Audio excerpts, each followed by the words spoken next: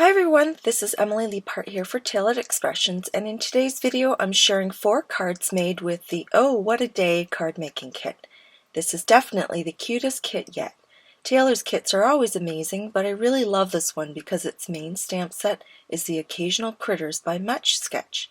If you're already a fan of the Little Critters stamp sets, as well as the Max and Millie stamp sets, then you'll definitely want this kit. As you can see, there are 7 different animals and there are coordinating dies for them. Also included is a clear stamp set called Essential Sentiments. These sentiments mix and match perfectly with the Occasional Critters. You can use these sentiments individually or combine them for each animal.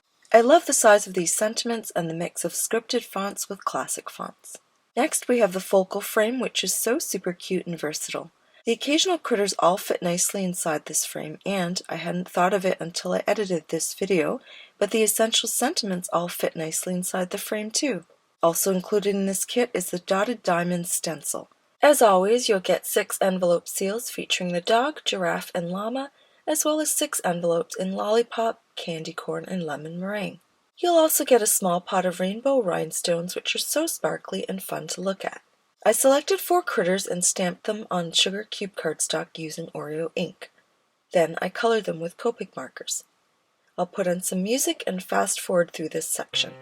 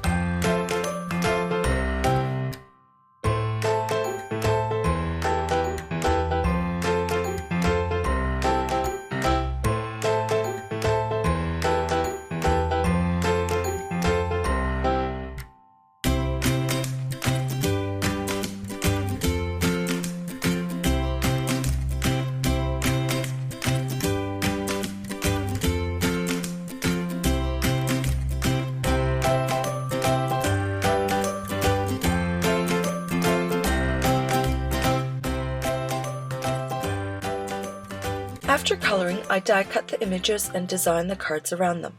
I'm going to show you 4 different ways to use the focal frame die. For my first card, I'm using the frame in its most simple form, alone. The card base is cut from Lollipop cardstock, and I cut a 3 3/4 inch by 5 inch sugar cube panel, which was die cut using the largest of the diagonal stitch rectangle stacklets. I love the subtle detail these dies add without being too fancy and competing with other die cuts on the card. I use one of the alignment grids to center the sentiment and stamp it using Oreo ink. Next, I attach the dog behind the base of the frame, die cut from Earl Grey cardstock. Then I use foam strips to create a dimensional frame and add a second die cut frame to that. I apply liquid glue to the back of the frame and, using the lines on my grid mat to help line up everything, attach the frame to the card base. Now my first card is done. My second card is going to feature multiple frames which are almost intertwined. Since I wanted to pop up the main frame, I didn't intertwine them, but I may make an extra card outside of this video using that technique. Once I figure out where to place the main frame for the little bird, I stamp the sentiment and proceed to stack it just like on the first card. This time the popped up frame is cut from Lollipop cardstock, and the other 2 frames are cut from candy corn and lemon meringue cardstock. This time I adhered the base layer of the frame to the panel so I could get it perfectly positioned. Next, I snipped off parts of the other 2 frames so they wouldn't interfere with the bird and music notes inside the frame. I trim off the overhanging sections, create the popped up top layer of the frame, and attach that to the panel. Next, I use foam tape to add the bird and music notes inside the frame. I tried this panel on practically every color of card base before settling on Earl Grey. For my third card, I'm going to stack 2 frames in opposite directions. To create the background for this card, I'm using the Dotted Diamond stencil with the original blender brushes and mini ink pads in lemon meringue, candy corn, and lollipop. I'm adding the slightest bit of color because I didn't want it to compete with the image. Then I stamped the sentiment on the panel before creating a backdrop for the frame. I basically took the inserts from the die cuts of my second card and randomly chopped them up in thirds. It's not exact thirds, just a guess. Then I taped them together and placed it behind the bear. I create the same stacked frame with foam tape as with the 2 previous cards and assemble the card.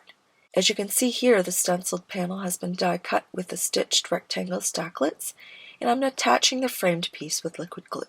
For my 4th and final card, I'm creating a little shaker card with the main frame featuring the birthday llama. I've used 1/8 inch score tape around the edge to secure the acetate window, and then I build the foam frame that will house the rainbow rhinestones included in the kit. I pour a bunch of the rhinestones in the frame and remember that I need to place a piece of foam tape behind the llama, even though it's on the outside of the acetate and doesn't need the support, since the acetate holds it in place. Instead, this particular piece of foam tape will keep the rhinestones in place around the sides of the llama. This saves me from having to add more rhinestones to fill the entire frame. I used a piece of copy paper to close the back of the frame and finish assembling the rest of the card. Next, I die cut the Easy Strips dies, the 1/2 inch from Lollipop cardstock, the 1/4 inch from Candy Corn, and the 1/8 inch from Lemon Meringue cardstock. I use liquid glue to attach these to the card base, trim off the excess, and attach the stamped panel. This design is quite different from my usual, but I love it. The rhinestone shaker is just so cute, and I love the way those stripes look.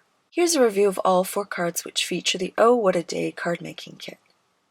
These use the same colors, so they'll be great to give as a gift set. I featured the focal frame in 4 different ways and varied the sentiments for variety.